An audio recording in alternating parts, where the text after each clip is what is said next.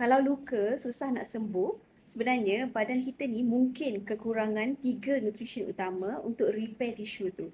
Yang pertama adalah protein lengkap.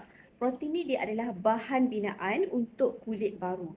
Badan kita ni perlukan protein untuk menghasilkan kolagen, tutup luka dan kuatkan otot di sekeliling kawasan luka. Sebab tu, kalau kita kurang protein, luka akan jadi lambat sangat nak sembuh. Yang kedua, vitamin C. Vitamin C ni dia boleh membantu pembentukan kolagen secara semula jadi. Dan juga vitamin C ni adalah antioksidan yang kuat.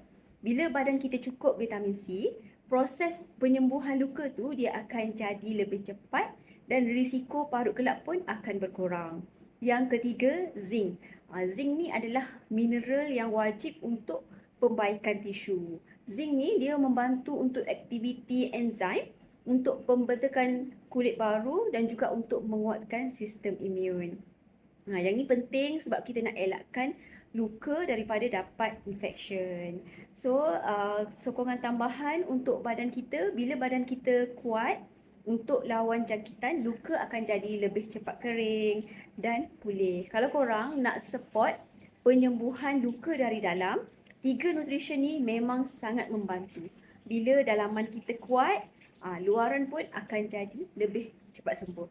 Nak saya cadangkan set lengkap, ikut keadaan kulit ataupun tahap luka, drop komen nak ataupun boleh terus klik link dekat saya punya bio.